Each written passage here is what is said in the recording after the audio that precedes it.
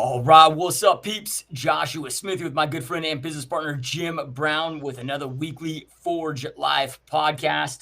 And today we're here to talk about protein, the different types of protein, the different sources of protein, what the uses for the different sources are, and then to break down the different quantities of protein to consume based on your goals. I know this is a question Jim gets asked all the time. I probably asked Jim this question 1,000 times myself.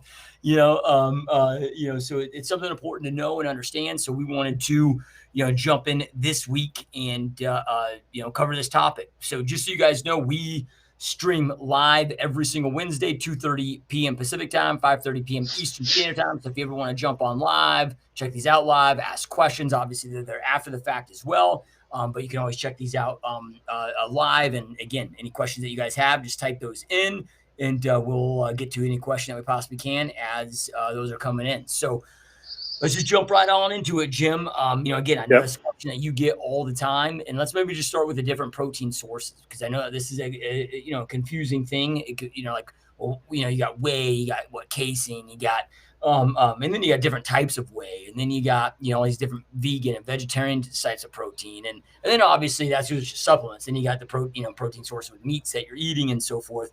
So if you want to start breaking down, man, and just kind of educating us on the different sources and the importance of why you might want to rotate sources and or want to use a specific source in a different scenario. Yep. So in the beginning, well, we can kind of back up just a little bit, and most people often ask, how much protein should I be eating, right? And that's always going to be based on kind of what your goals are. If you're trying to retain or gain any muscle mass, it's probably going to be a little bit higher.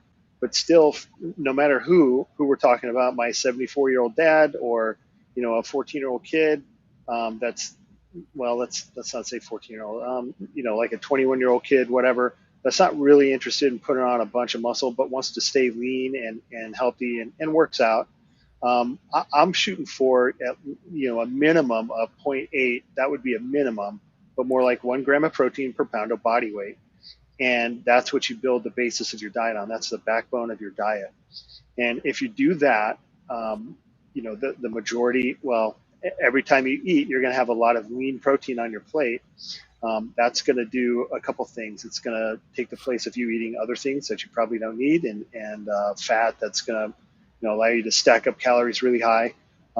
So protein will be used, obviously, for a source of amino acids to help protein synthesis and cellular functions all over your body. But also, as we talked about in a previous podcast, it costs more for your body to process protein. It has a higher, what they call TEF. And that's a thermal effect of food. It costs your body more to process proteins. And so if you're eating that much protein, it's going to be easier for you to construct a diet to support you staying lean or losing fat, gain, or maintaining muscle mass. So once you figured that out, what you're going to start with for roughly how much protein to shoot for, I like to structure everything mostly from food sources first and then supplemental. And we'll talk about that. One of the questions I get, what's the best protein to eat in food? And it's really, I prefer any animal protein. If you're a vegan or you have a hard time eating meat, there's some vegan alternatives for that, but you're going to run into some problems, in my opinion, getting enough leucine to support new muscle synthesis and or protein synthesis. So leucine is an amino acid that's found. It's high in animal meat source protein. It's in virtually any source of complete protein, but you want a high dose of leucine when you consume protein, because that's one of the key triggers, or the key trigger to make your body kind of activate this cascade of repair and structure. And I'm trying to paint with broad strokes here, but you need it for anabolic activity of protein. And if you're eating most of your sources from animal proteins, you're going to get that. If you're supplementing with a vegan source, you're going to want to make sure that you either take extra leucine by itself, or you're mixing vegan sources of protein to ensure that you have enough leucine. So once that's covered, I would tend to go with a leaner source of protein, just because if you're eating protein every meal, let's just take a steak cut, for example. If you're eating something very lean like a sirloin with fat trimmed off versus a ribeye, they could both be 6 ounces, but the caloric difference is going to be major, right? because the ribeye is going to have a lot of fat in it. The sirloin is going to have more protein and less fat. Um, so it would be easier for you to go or hit your caloric totals using the ribeye, and what I would say unwanted fat sources versus the sirloin. So I typically recommend that you use lean sources of animal protein. That would be, chicken breast, fish, turkey breast, leaner cuts of meat, um, eggs, egg whites mixed in with a couple of whole eggs. And then lastly, protein sources of protein powders as a supplemental form of protein intake. We can talk about that on a side note if you want to. There's a lot of choices on supplemental protein, but that's the Yeah. basis of food intake for protein. So when it comes to the leucine, the amino acid that you're talking about, because I mean there are a lot of people that I know that are vegetarian and or vegan. Right.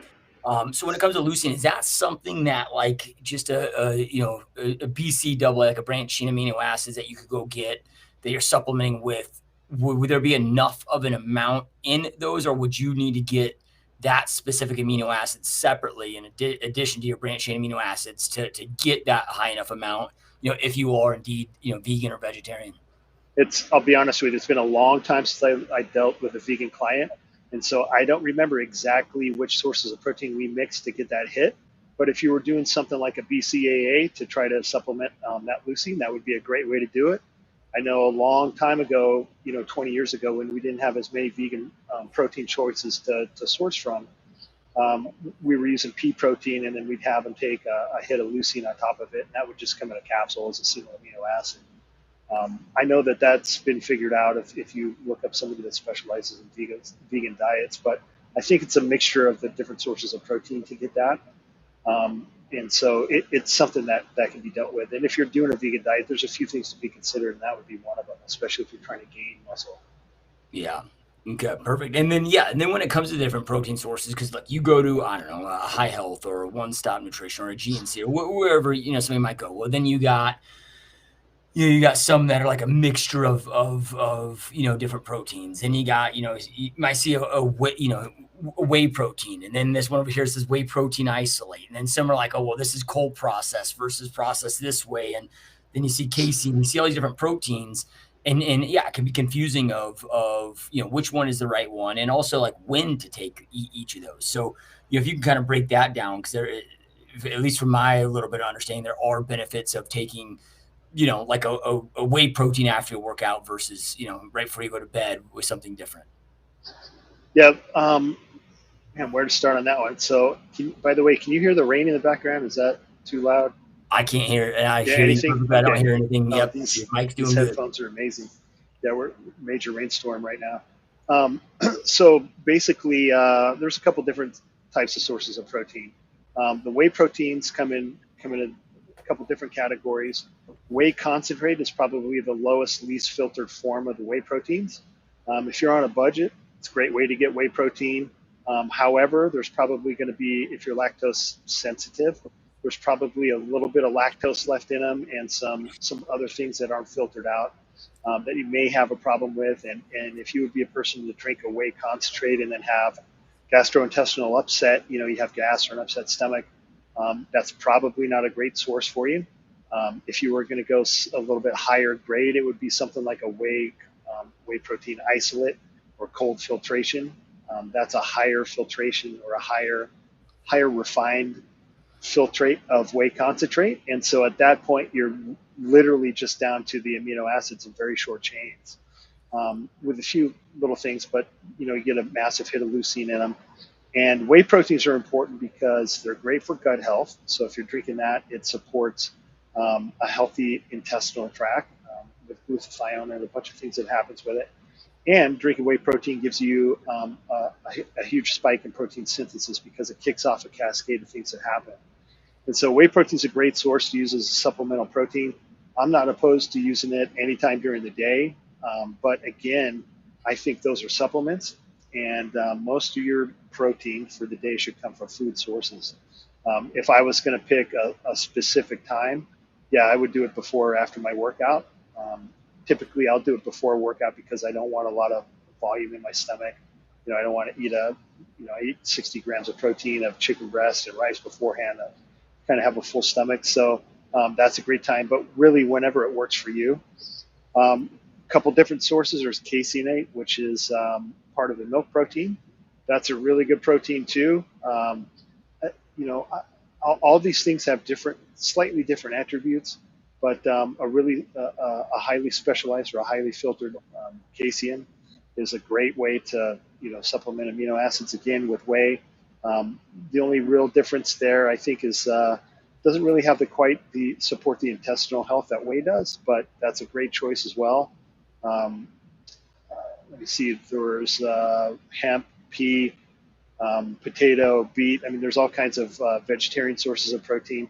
Um, when you go into a store and look on the label, the things that I would, we've talked about this a long time ago on a podcast, but the things I look for is what source of protein is in the mix, and the things to look out for would be proprietary blends. So, for example, if you're looking at a protein source and you want whey, you want a whey protein isolate because that's probably one of the best protein overall to use and supplement with. You look on the back of, you pick up this whey protein bottle. On the back under ingredients, it will list in sources that are in the highest quantity first, the list of ingredients. If it's in parentheses, that means there's some foolishness going on. So it could say, Bulkmaster 5000 is a brand. It says Gorilla Mix Protein. And then in parentheses, it'll have whey protein isolate, whey protein concentrate, and then, pea protein. Well, if it's in parentheses, it can be in any order and any amount. So it could be 95% whey concentrate, which would be the cheapest, 1% of the whey concentrate, which is most expensive, and the rest in pea protein.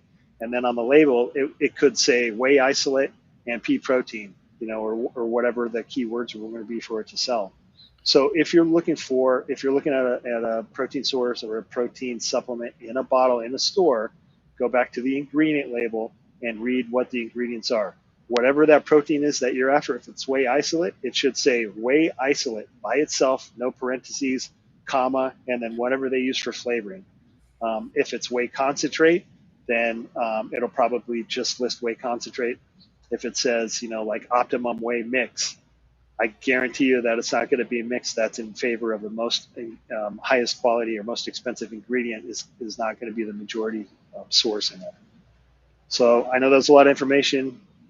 I Yeah. didn't know where to start on there. There's a lot we could dial down, but that's just the overall gist of it.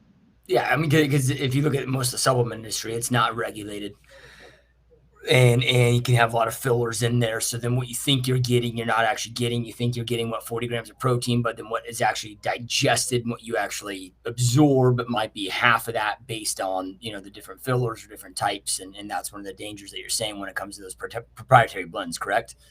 Right. And one of the other things that people get trapped into when looking at supplemental proteins will say, "Oh, this is a nighttime protein.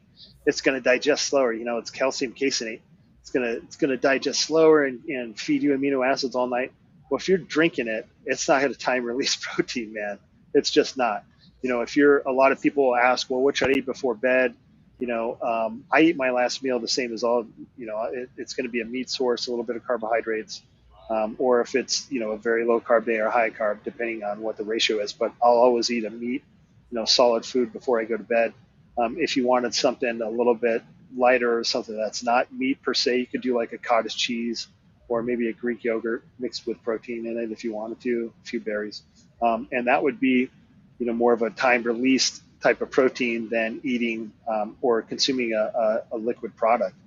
And if you think about it, when you're eating a meat source or even, dairy for that part, eat cottage cheese or Greek yogurt, but when you're eating a piece of meat, that's literally a time release piece of protein. I mean, you're eating a time release protein. It's not like you're getting an influx of amino acids, in 5 minutes. It's going to take your body quite a while to break all that down and release in your bloodstream. So that's another one that people ask about is nighttime proteins.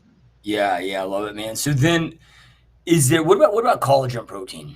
Because I, Yep. I I I take a little bit of collagen protein in the mornings. And I don't know if there's good reason behind this, or maybe I'm just doing this wrong, but to just get, I guess, you know, like I'm eating eggs, I'm eating Hmm. red meat, I'm eating chicken, and then I'm eating whey, but then eating some collagen just to get a different mixture of the different protein sources throughout my body. Is there, is there benefits to a collagen, or is Yeah. there a use for that?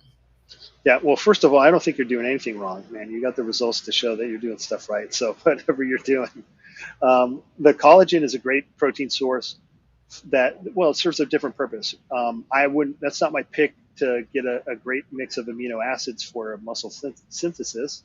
But that being said, there's other things in collagen protein that are very important. So if you're drinking collagen protein, it's good for your skin, nails, hair, and joints. And so if you're taking that in addition with a specialized type of collagen capsule that we usually take, it actually will regrow cartilage inside your joints. So collagen protein is important. I take it as well. I put it in my coffee, stir it in my coffee.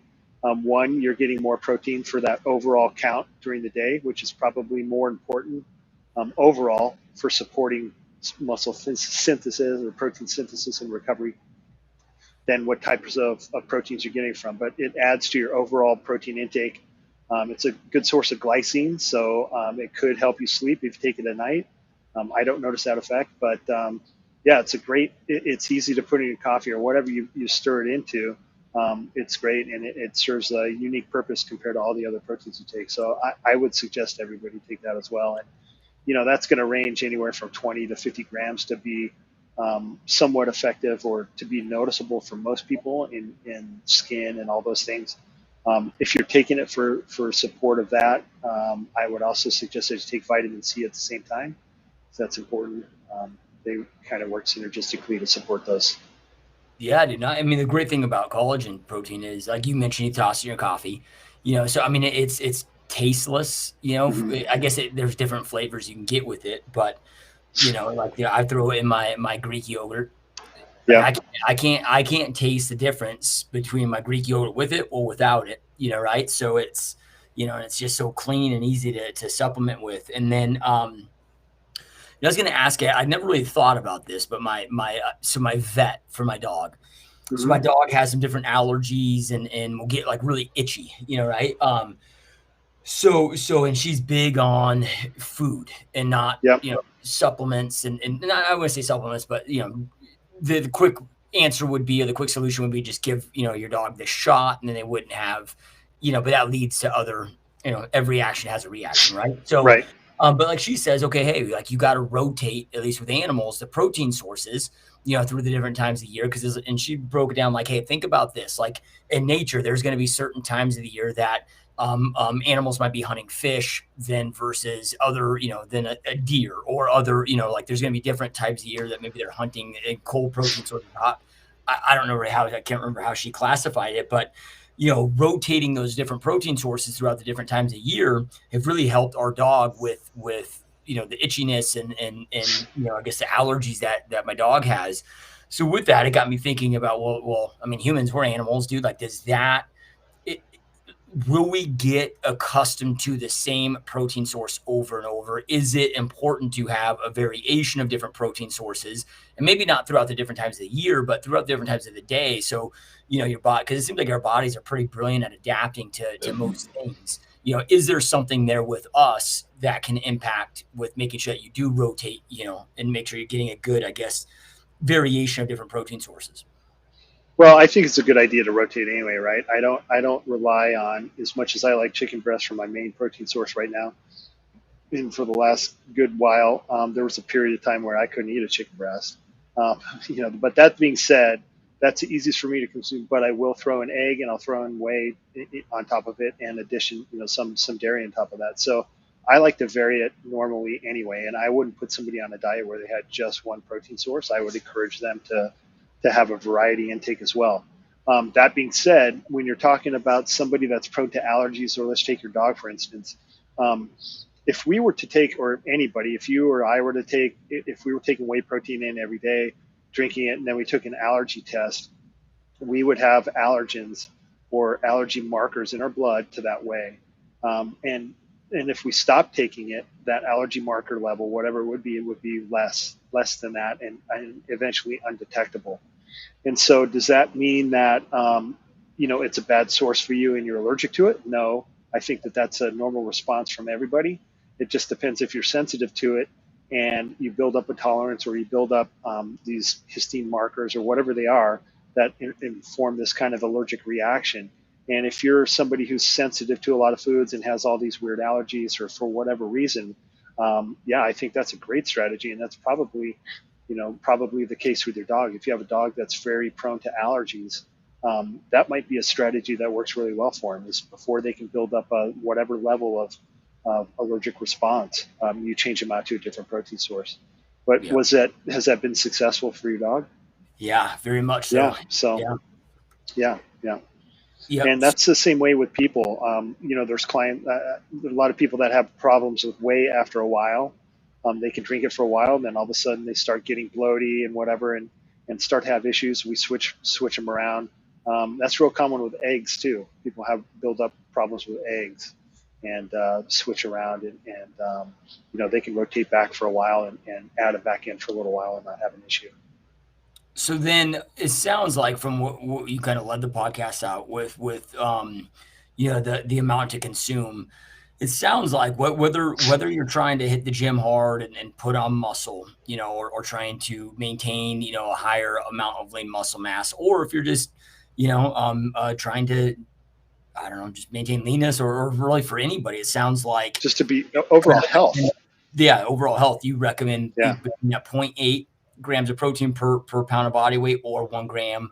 Now, did you say per pound of body weight or per pound of lean body weight? So then you subtract out, Yeah, you I know, mean, you would the real way to do it is to find out how much body fat you have, and then get a lean pound. But if you're you could just approximate 15-20% body fat and do the math from there. But even if you're plus 40 years old, especially if you're 50, 60, 70 years old, sarcopenia, which is the kind of the age-related loss of muscle mass over time, is real, man, and people suffer from it. And one of the biggest ways to help combat that is to actually eat enough protein. And if you talk to seniors or whatever, a lot of them say, "Oh no, I'm staying away from meat. I don't eat these big meals," and they don't eat anywhere near enough protein to help their body fight to hold on to the lean muscle mass that they have. And that's why you kind of end up with that. You see, unless they're fat, you see skinny legs, skinny arms, skinny bodies on these old people even if they're working out or they're active, because they've lost muscle beginning sometime in their late 30s and 40s. And this is something that can be slowed down and fought with adequate protein intake. So yeah, I would recommend that level to everyone. yeah. So when you say everyone, that holds true. Men, women, doesn't Yep, matter, because the doesn't common thing matter. for women is, oh, I don't want to get muscular, you know, Not um, gonna. and they're just Yeah, start eating salads and whatever. I don't want to put everybody into a. I don't like generalizations, but that's a common thing. So we're saying everybody, men, women, this holds true for everybody. 100%. Yep. Yep. Love it, man. And then if you are for some reason vegan, vegetarian, making sure that you supplement with leucine, which could be just a branched chain amino acid, just a BCAA supplement, get on Amazon, whatever. Is there anything they should look for as far as a percentage or milligram dosage of leucine to make sure they're getting enough of that if they're just getting a kind of a blend of BCAAs? That's a great question, man, and I forgot it. I don't remember exactly what the requirement was, but to kind of curb that, either you eat a few meals from animal source protein, or 500 to 1,000 milligrams is what we used to take of the leucine, a couple times a day with the meals or whatever, or a decent serving size of BCAAs where you're getting at least a 500,000 milligram hit of leucine should help out, should cover the bases. But there's a Yeah. ratio. It's I forgot what it is, the Okay. exact No ratio worries to there. cause that to happen. And then yeah, and I believe when I went vegan for that 2.5 months or whatever, I went vegan. Yep, I believe that there's even vegan BCA sort, like, that you can get out there. Somebody is, there is. adheres to strict, veganism, if you will. I mean, there's alternative options out there that, you can still maintain that full vegan, diet and hit those quotas. So, um, 100%. Yeah. All right, man. Well, this has been awesome. I think we'll go ahead and wrap it up there. Appreciate everybody that's jumped on here with us. And again, as always, we are here every single Wednesday, 2:30 p.m. Pacific time, 5:30 p.m. Eastern Standard Time with the FORJ Life podcast. Make sure that you guys check out FORJLife.com, which is Jim and my supplement company. We've got some amazing supplements on there for you guys' mental focus and so forth. So check that out. And as always, we appreciate you guys being here. Appreciate your time. Appreciate you watching. Keep crushing it. And we'll see you next time. Peace.